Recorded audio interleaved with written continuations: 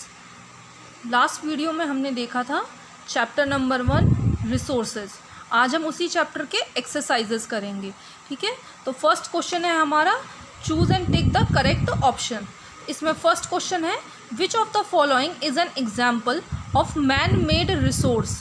इसके ऑप्शंस हैं medicine to treat cancer, spring water और ट्रॉपिकल फॉरेस्ट। तो इसका जो करेक्ट आंसर है वो है मेडिसिन टू ट्रीट कैंसर। अब हम देख रहे हैं इसमें कि जो मेडिसिन टू ट्रीट कैंसर है वो इसीलिए हमारा मैन मेड रिसोर्स है क्योंकि जो कैंसर है वो बीमारी है और इसके लिए जो मेडिसिन होते हैं वो कौन बनाते हैं, वो ह्यूमंस बनाते हैं। तो इस एक तरह से ये मैन मेड रिसोर्स है, तो इसलिए medicine to treat cancer is the correct option. और वहाँ पे हम देखें स्प्रिंग वाटर और जो ट्रॉपिकल फॉरेस्ट है दोनों हमारे कैसे रिसोर्स है, नेचुरल रिसोर्स है। ठीक है, नेक्स्ट क्वेश्चन देखते हैं which of these is a renewable resource. Renewable का मतलब मैंने लास्ट वीडियो में बताया था कि ऐसे रिसोर्सेज जो अपने आप को रीजनरेट कर लें या रिक्रिएट कर लें। ठीक है, तो हम यहाँ ऑप्शन देखते हैं कोल, विंड या वाटर। तो हमारे पास जो विंड और वाटर है देखा जाए तो दोनों ही एक तरह से रिन्यूएबल रिसोर्स है, लेकिन अगर हमें ऑप्शन में टिक करना पड़े तो हम विंड करेंगे। वहीं जो हमारा कोल है, कोल हमारा नॉन रिन्यूएबल रिसोर्स है। ठीक है, थर्ड में आ जाते हैं how many years it makes for the formation of coal. तो ऑप्शंस हैं 50 ईयर्स, 100 ईयर्स और 1000 ईयर। क्वेश्चन पूछ रहा है कि कितने साल लग जाते हैं हमें कोल के फॉर्मेशन के लिए, 50 साल, 100 साल या 1000 साल। तो जो करेक्ट ऑप्शन है वो है 1000 साल, थाउजेंड्स ऑफ ईयर। वो ऐसे लग जाते हैं क्योंकि जो कोल है उसके फॉर्मेशन के लिए वो अर्थ में जो हमारे डेब्रीज होते हैं, जो फूल पत्तियाँ होती हैं और जो जीवाश्म होते हैं वो ज़मीन में दब के, उनके लेयर्स में दब के कई सालों तक जो ज़मीन की गर्मी है उससे हीट हो करके फॉसिल फ्यूल बनाते हैं। तो हमारा कोल जो है एक तरह से जो है फॉसिल फ्यूल है, तो इसीलिए उनके फॉर्मेशन में हज़ारों साल लग जाते हैं। तो करेक्ट ऑप्शन हमारा थाउजेंड्स ऑफ ईयर्स है। फिर नेक्स्ट क्वेश्चन है biotic resources are derived from which of the following. तो इसमें जो ऑप्शंस दिए हुए हैं living beings, non living things या नेचुरल थिंग्स। तो हमने लास्ट वीडियो में देखा था कि जो बायोटिक रिसोर्सेज हैं वो क्या होते हैं, वो नेचुरल थिंग्स होते हैं। वो जो नेचुरल प्रोडक्ट्स होते हैं उनके एक्सट्रैक्ट्स जो होते हैं वो बायोटिक रिसोर्सेज कहलाते हैं। तो जो हमारा करेक्ट ऑप्शन है वो है नेचुरल थिंग्स। हम नेक्स्ट क्वेश्चन पे आ जाते हैं फिल इन द ब्लैंक्स। तो फिल इन द ब्लैंक्स का फर्स्ट क्वेश्चन है a resource is a dash और dash from which benefits are produced. तो इसका करेक्ट आंसर है सोर्स और सप्लाई। तो पूरा हो गया, a resource is a source और supply from which benefits are produced. फिर नेक्स्ट है dash is a leading state in terms of wind energy production in India. तो इसका करेक्ट आंसर है तमिलनाडु। तो Tamil Nadu is a leading state in terms of wind energy production in India. Next question है petroleum, coal and natural gas are dash resources. तो petroleum, coal and natural gas कैसे resources है, मैं last video में बताया था, वो नॉन रिन्यूएबल रिसोर्सेज है क्योंकि ये अपने आप को रीजनरेट नहीं कर पाते और इनकी फॉर्मेशन में हमें हज़ारों साल लग जाते हैं। ठीक है, नेक्स्ट क्वेश्चन देख लेते हैं dash are the greatest resource of any country. तो इसका करेक्ट आंसर है people. People are greatest resource of any country. People कैसे हो जाएंगे, पीपल ऐसे हो जाएंगे क्योंकि जो हमारे लोग होते हैं वो ह्यूमन रिसोर्सेज होते हैं और ह्यूमन रिसोर्सेज जो हैं वो हमारी कंट्री की इकोनॉमी के लिए बहुत ज़रूरी होते हैं। और ऐसी भी बात है कि जो अगर कोई देश है तो वो लोगों से ही तो देश होगा, बिना लोग के कोई देश का सिचुएशन पॉसिबल ही नहीं है। अब नेक्स्ट देखते हैं 3 R's stand for dash, dash and dash. तो हमने जो है लास्ट वीडियो में देखा था सस्टेनेबल डेवलपमेंट के अंदर हमने देखा था, वहाँ पे 3 R के बारे में मैंने बताया था। तो जो फर्स्ट R है वो होता है रिड्यूस, रीयूज़ और होता है रिसाइकल। जो हमारा रिड्यूस है उसका मतलब होता है कम करना, रीयूज़ का मतलब होता है दोबारा यूज़ करना और रिसाइकल का मतलब होता है कि जो है जो हमारा चीज़ ख़राब हो गई है या यूज़ में नहीं है उसे दोबारा मेल्ट डाउन करके या रीफॉर्म करके उसे दोबारा यूज़ में लाना। तो ये तीनों चीज़ें रिड्यूस, रीयूज़ या रिसाइकल। अब हम नेक्स्ट क्वेश्चन पे आ जाते हैं। नेक्स्ट क्वेश्चन हमारा है स्टेट ट्रू और फॉल्स। तो इसमें फर्स्ट क्वेश्चन है a thing without an economic value can not be a resource. तो स्टूडेंट्स आपको मेरे साथ जो है गेस भी करते चलना है। A thing without an economic value can not be resource. तो इसमें स्टेटमेंट हमारा कह रहा है कि ऐसा कोई थिंग है जिसकी कोई इकोनॉमिक वैल्यू नहीं है, वो एक रिसोर्स नहीं कहला सकता है। क्या ये सही है? जी नहीं, ये बिल्कुल गलत है, ये एक फॉल्स स्टेटमेंट है। ठीक है, वो ऐसे, क्योंकि ऐसी चीज़ें भी होती हैं जिनका कोई इकोनॉमिक वैल्यू नहीं होता है लेकिन फिर भी वो रिसोर्स होती है। लास्ट वीडियो में मैंने बताया था, जैसे कि चैरिटी, ठीक है, जो हम दान करते हैं या स्वेच्छा से जो हम लोगों की मदद करते हैं, या फिर किसी की, जैसे अभी तो स्वच्छ भारत अभियान चल रहा है, तो उसमें कई लोग जो है अपनी हिस्सेदारी देते हैं, भागीदारी लेते हैं कि नदियाँ साफ़ कर दें या प्लेटफॉर्म साफ़ कर दें। तो इसमें उन लोगों का कोई पैसा नहीं मिलता है, लेकिन वो एक तरह का रिसोर्स है। नेक्स्ट क्वेश्चन है, some resources take thousands of years to get formed. Some resources take thousands of years to get formed, मतलब कि जो कुछ रिसोर्सेज हैं उन्हें हज़ारों साल लग जाते हैं उनकी फॉर्मेशन के लिए। तो ये बिल्कुल सही स्टेटमेंट है, ट्रू है। वो किस लिए? हमने एग्जाम्पल में भी देखा है, कोल, पेट्रोलियम, उनको हज़ारों साल लग जाते हैं, तो उनका एग्जाम्पल लेके हम स्टेटमेंट को ट्रू कहेंगे। फिर नेक्स्ट है, water is a non renewable resource so it should be conserved. Statement कह रहा है कि जो वाटर है वो एक नॉन रिन्यूएबल रिसोर्स है, ठीक है, तो इसको कंजर्व करना चाहिए। वैसे अगर हम देखें, अगर हमने लास्ट वीडियो में ध्यान दें और हमारी बुक के अनुसार चले, तो वाटर को यहाँ पे रिन्यूएबल रिसोर्स की तरह से कंसिडर किया हुआ है। वो ऐसे क्योंकि जो वाटर साइकिल है वो वाटर को दोबारा अर्थ में रिप्लेनिश करती रहती है, ठीक है, तो इसीलिए ये स्टेटमेंट फॉल्स है। नेक्स्ट में देखते हैं, air is a renewable resource so it need not to be taken care of. देखिए यहाँ पे जो हमारा एयर है, सही बात है कि रिन्यूएबल रिसोर्स है, बिल्कुल सही है, लेकिन अगर क्या रिन्यूएबल रिसोर्स है तो इसकी क्या केयर नहीं करनी चाहिए? बिल्कुल करनी चाहिए, तो इसलिए ये फॉल्स स्टेटमेंट है। Some resources need the help of technology for being useful for us, मतलब कुछ रिसोर्सेज जो हैं उनको टेक्नोलॉजी की ज़रूरत होती है कि वो हमारे काम में आए। जैसे कि मैंने आयरन ओर वाला एग्जांपल बताया था कि आयरन ओर जो है हम रॉ फॉर्म में तो यूज़ कर नहीं सकते हैं, उसको किसी ना किसी शेप में, फॉर्म में डालना पड़ता है, तो इसलिए ये स्टेटमेंट बिल्कुल सही है, ये स्टेटमेंट ट्रू है। अब नेक्स्ट क्वेश्चन देखते हैं, मैच द फॉलोइंग, ठीक है, तो मैच द फॉलोइंग में हमारा है, फर्स्ट वन है वुड, सेकेंड है पेट्रोल, कोल, हर्ब्स और स्टोन्स, ये सब एक तरह के रिसोर्सेज हैं। और यहाँ साइड में दिया हुआ है यूजेस, तो यूजेस में construction, medicine, furniture, automobile and factories, ठीक है, तो अभी हमें मैच करना है। तो जो वुड है, जो लकड़ी है, उससे वो रिसोर्स से क्या बनता है? फर्नीचर, तो फर्स्ट का जो है ऑप्शन सी है। फिर सेकेंड वाला क्या है? पेट्रोल, पेट्रोल किस में यूज़ होता है? ऑटोमोबाइल्स में। ऑटोमोबाइल्स क्या होती हैं? ऑटोमोबाइल्स होती हैं जो ट्रांसपोर्ट के लिए काम में आती है, वो कुछ भी हो सकती है, बस, ट्रेन या फिर मोटरसाइकिल या फिर जो है पर्टिकुलर बाइक्स, स्कूटीज़, तो इस तरह से वो सब ऑटोमोबाइल्स कहलाती हैं। फिर है कोल, कोल किस काम में आता है? जी हाँ, फैक्ट्रीज़ में। फैक्ट्रीज़ में कैसे काम में आता है? फैक्ट्रीज़ में जो कोल है उसको यूज़ करके या तो इलेक्ट्रिसिटी का प्रोडक्शन होता है या तो फायर क्रिएट करके उसमें यूज़ होता है। जैसे हम ग्लास इंडस्ट्रीज़ की बात करें तो उसमें फायर क्रिएट की जाती है ताकि हम ग्लास को मेल्ट करके और कुछ बनाया जा सके। नेक्स्ट वन है हर्ब्स, हर्ब्स जो है उसका किस में काम आता है? मेडिसिन में, ठीक है, मेडिसिन, दवाइयाँ। और हर्ब्स क्या होती हैं? स्मॉल मेडिसिनल प्लांट्स जो होते हैं वो, उनकी बात हो रही है। नेक्स्ट वन है स्टोन्स, तो लास्ट हमारा ऑप्शन क्या बचा? कंस्ट्रक्शन, तो हमारे जो है कंस्ट्रक्शन वर्क में हमारा स्टोन काम में आता है। कंस्ट्रक्शन, घर बनना, फैक्ट्रीज़ बनना, बिल्डिंग्स बनना, ये सब कंस्ट्रक्शन का काम है, ठीक है। नेक्स्ट क्वेश्चन में आते हैं हम। अब यहाँ से हमारे वेरी शॉर्ट टाइप आंसर्स जो है, आंसर क्वेश्चंस यहाँ से ये शुरू हो जाते हैं। तो हमारा फर्स्ट क्वेश्चन क्या पूछ रहा है? फर्स्ट क्वेश्चन पूछ रहा है व्हाट इज़ रिसोर्स कंजर्वेशन। तो लास्ट वीडियो में मैंने वैसे रिसोर्स कंजर्वेशन बताया था, लेकिन अगर आप, मैंने कुछ नोट्स बनाए हैं, इसमें से हम आंसर देखते हैं। तो using resources carefully so as to giving them gap to get renewed is called conservation of resources.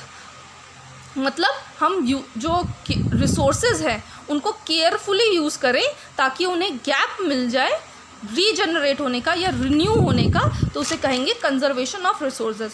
और स्टूडेंट्स, मैं ये कहना चाहती हूँ कि ज़रूरी नहीं है कि आप इसी आंसर को रट्टा मार लें, इसको आप अपनी लैंग्वेज में भी लिख सकते हैं। मैंने जो कुछ क्वेश्चंस हैं वो शायद आपको थोड़े लंबे लगें, लेकिन आप इनको अपनी लैंग्वेज में बिल्कुल लिख सकते हैं, लेकिन बशर्ते इनको समझना बहुत ज़रूरी है। ठीक है, तो नेक्स्ट क्वेश्चन हम देखते हैं, why are human resources important. तो हमारा आंसर है human resources are important because with their demands and abilities that turn nature's gift into resources. मतलब जो ह्यूमन रिसोर्सेज वो इम्पॉर्टेंट इसलिए हैं क्योंकि उन्हीं की डिमांड्स और उन्हीं की एबिलिटीज़ तो होती हैं जो नेचर के गिफ्ट को रिसोर्सेज में तब्दील कर दे। It is their ideas, knowledge, inventions and discoveries that lead to the creation of more resources. ये उन्हीं की देन है, जो लोग हैं उन्हीं के जो आइडियाज़ है, नॉलेज है, इन्वेंशन है, डिस्कवरी है, उन्हीं की देन है जिससे रिसोर्स से रिसोर्स क्रिएट हो जाए। जैसे मैंने लास्ट वीडियो में बताया था कि जो ह्यूमन रिसोर्सेज है उसके थ्रू ही हमने फायर का क्रिएशन किया था। ठीक है, जो हमारा फायर है वो क्रिएट हुआ है, तो उससे जो है जो फायर का इन्वेंशन है उससे कई चीज़ें जो हैं पॉसिबल हो पाई हैं। जो व्हील का इन्वेंशन है, जो पहिए का निर्माण किया था मानवों ने, तो उससे कई सारे जो हैं चीज़ें पॉसिबल हो पाई। नेक्स्ट क्वेश्चन हम लोग देख लेते हैं, give 2 examples of potential resources. तो यहाँ पोटेंशियल रिसोर्सेज के बारे में पूछ रहा है। पोटेंशियल रिसोर्सेज क्या होती हैं? ऐसे रिसोर्सेज होते हैं जिनका फ़िलहाल में तो काम नहीं है, लेकिन फ्यूचर में इनका ढेर सारा उपयोग हो सकता है। तो हमने 2 एग्जाम्पल लिए हैं, यूरेनियम रिजर्व इन लद्दाख और unexplored oil wells near the western coast of India. आप और भी ऑप्शंस जो हैं नेट से या कहीं और स्रोत से आप ढूंढ के लिख सकते हैं। फ़िलहाल मैंने आप लोगों के इजी मेथड के लिए ये दोनों ऑप्शंस लिए हैं। नेक्स्ट क्वेश्चन है, एक्सप्लेन बायोटिक रिसोर्सेज। तो मैंने बायोटिक रिसोर्सेज के बारे में क्या बताया है? बायोटिक रिसोर्सेज वो रिसोर्सेज होते हैं जो कि हमें नेचर से मिले। ठीक है, तो हमने आंसर क्या लिखा है? Resources which come from living sources. ये वर्ड इंपॉर्टेंट है। आप लोग जो आंसर्स हम लोग देख रहे हैं इसमें से इंपॉर्टेंट वर्ड्स वो मार्क डाउन कर लीजिए और अपने लैंग्वेज में आंसर बना के याद करके लिखिए। Resources which come from living sources are called biotic resources. For examples, plants and animals. ठीक है, नेक्स्ट क्वेश्चन देखते हैं, classify resources based on origin. Origin का क्या मतलब होता है? जहाँ से वो प्राप्त होते हैं। तो हमारा जो ओरिजिन है उसकी बेसिस पे हमारे जो रिसोर्सेज हैं वो 2 तरह के होते हैं। Based on origin resources can be classified as under. 2 कौन कौन से होते हैं? बायोटिक रिसोर्सेज और एबायोटिक रिसोर्सेज। ठीक है, बायोटिक जो नेचर से प्राप्त होते हैं, ठीक है, और लिविंग थिंग से प्राप्त होते हैं, और एबायोटिक क्या होते हैं? नॉन लिविंग थिंग से प्राप्त होते हैं। अब हमारे शॉर्ट आंसर क्वेश्चंस यहाँ से शुरू हो रहे हैं। Why are resources distributed unequally over earth. Question हमारा पूछ रहा है कि जो हमारे रिसोर्सेज हैं वो इतने अनइक्वली क्यों अर्थ में डिस्ट्रीब्यूटेड है, एक समान सब जगह क्यों नहीं प्रेजेंट है? तो इसका आंसर है distribution of many resources depends on many geographical factors such as climate, topography etcetera. However, wind, soil, water as a resource is present everywhere, but their quality and quantity differs from region to region. Similarly, resources such as metals, non-metals, coal, petroleum, fossils, etc. are not present everywhere. तो हमने answer में ये लिखा है कि जो हमारे resources हैं उनका डिस्ट्रीब्यूशन किस बात पर डिपेंड करता है? Geographical factors. कैसे कैसे फैक्टर्स? Climate, topography. टोपोग्राफी का यहाँ पे अर्थ है कि वहाँ का लैंड कैसा है, क्योंकि हर जगह एक जैसा तो लैंड होता नहीं है। कई जगह एग्रीकल्चरल लैंड होता है, कहीं जगह मिट्टी ढीली ढाली सी होती है, कहीं ब्लैक सॉइल मिलता है, कहीं रेड सॉइल मिलता है, कहीं मॉइस्चर कंटेंट ज़्यादा मिलता है, कहीं पे बर्फ़ गिरती है तो उसका कंटेंट अलग होता है, तो वो टोपोग्राफी में आता है उसके। ठीक है, और फिर हमने लिखा है कि जिस तरह से विंड, सॉइल, वाटर सब जगह प्रेजेंट है, लेकिन उसकी क्वालिटी और क्वांटिटी सब जगह अलग अलग है। अब हम जानते हैं कि जो दिल्ली है वहाँ पे कितना ज़्यादा एयर पोल्यूशन है। ठीक है, तो इस तरीके से उसकी जो एयर क्वालिटी इंडेक्स है वो बहुत ज़्यादा ख़राब है। ठीक है, सॉइल भी सब जगह प्रेजेंट है, लेकिन उसका टेक्सचर सब जगह अलग है। वाटर सब जगह प्रेजेंट है, कहीं तो पानी ही पानी है, ओशन, ठीक है। हमारा जो अर्थ है वो 71% वाटर से घिरा हुआ है, सबको पता है, तो उसमें वाटर का अबंडेंट है, लेकिन फिर भी कई जगह ड्रॉट तो हो ही जाता है, सूखा पड़ जाता है। तो इस तरह से वाटर जो है उसकी क्वालिटी क्वांटिटी दोनों जगह अलग अलग होती है। फिर हमने नेक्स्ट लाइन क्या लिखी है कि resource such as metals, non metals, coal. तो ये जो हमारे जो मैंने लिखा है metal, non metal, coal, petroleum, fossil etcetera, ये सब जगह उपलब्ध नहीं होते हैं, ठीक है। तो ये हमारा कंप्लीट आंसर है। इसको आप शॉर्ट करके अपनी लैंग्वेज में बिल्कुल लिख सकते हैं। फिर नेक्स्ट क्वेश्चन है व्हाट इज सस्टेनेबल डेवलपमेंट। तो हमारा मैंने लास्ट वीडियो में भी बताया था सस्टेनेबल डेवलपमेंट क्या होता है। तो इसकी करेक्ट डेफिनेशन है utilising resources in addition to meeting the needs of present and also taking care of future generation is called sustainable development. मतलब रिसोर्सेज को इस तरह से यूज़ करना है कि हम अपने प्रेजेंट की नीड को सेटिस्फाई कर लें, लेकिन फ्यूचर जनरेशन की भी जो है परवाह करें। इसको क्या बोलते हैं, सस्टेनेबल डेवलपमेंट। तो इसका हमने एक एग्जांपल लिखा हुआ है, आप कोई भी एग्जांपल फ़िलहाल डाल सकते हैं। मैंने पेट्रोलियम और कोल का लिया हुआ है। तो पेट्रोलियम और कोल जो है करेक्ट एग्जाम्पल है इस सिचुएशन के लिए। क्यों? क्योंकि पेट्रोलियम और कोल को बनने के लिए बहुत ज़्यादा हमने एग्जाम्पल लिया है, वो पेट्रोलियम और कोल का लिया है जो फॉसिल फ्यूल हैं, और इनको बनने के लिए हज़ारों साल का समय लग जाता है। तो अगर हम इनकी जो है यूज़ वाइसली ना करें तो क्या होगा कि वो कुछ सालों में ख़त्म हो जाएगा। तो हमारे पास फ्यूचर जनरेशन के लिए ना पेट्रोल बचेगा ना कोयला बचेगा। तो इस तरीके से अगर हम इस एग्जाम्पल को लेते हैं पेट्रोलियम और कोल का, तो वो एक करेक्ट एग्जाम्पल है फॉर सस्टेनेबल डेवलपमेंट, ठीक है। नेक्स्ट क्वेश्चन है what are man made resources, give 2 examples. तो हमारे पूछ रहा है कि मैन मेड रिसोर्सेज क्या होते हैं और 2 एग्जाम्पल्स इनके साथ पूछ रहा है। आपको भले ही बहुत ज़्यादा लंबा लग रहा हो आंसर, लेकिन आप कंटेंट को समझिए, ठीक है। तो हम आंसर स्टार्ट करते हैं। Many natural substances can be made useful after the use of some technology. When these natural substances become useful, they are called man-made resources और artificial resources।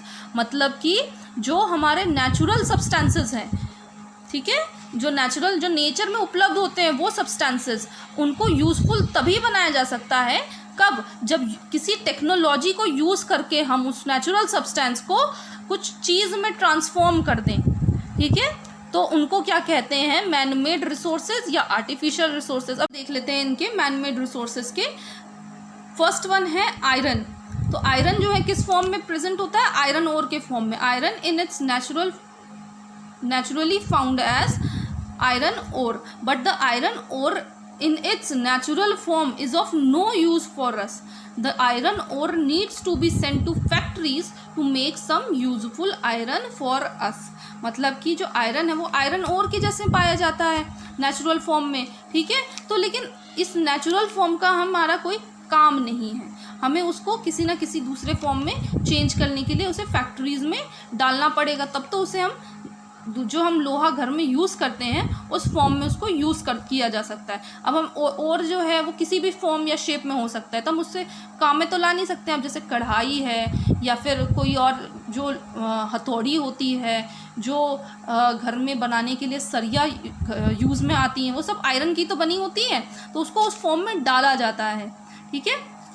तो इस तरीके से जो हमारा आयरन है वो है तो नेचुरल प्रोडक्ट, ठीक है, नेचुरल रिसोर्सेज, लेकिन उसको जो चेंज करके हम घर में यूज़ करते हैं आयरन को, वो एक मैन मेड रिसोर्स है, ठीक है। नेक्स्ट एग्जांपल देख लेते हैं। Similarly when carpenters make furniture from would they change would into a man made resource. मतलब कि जो कारपेंटर है अगर लकड़ी का इस्तेमाल करता है किसके लिए, फर्नीचर बनाने के लिए, ठीक है। फर्नीचर में कुछ भी आ सकता है, आपका बेड है, सोफ़ा है, अलमीरा है, या फिर टेबल है, चेयर है, तो वुड का इस्तेमाल करके किसी चीज़ को बना रहा है। ताकि उसको काम में लाया जा सके, तो वो एक तरह से मैन मेड रिसोर्स कहलाता है। ठीक है, नेक्स्ट क्वेश्चन देखते हैं।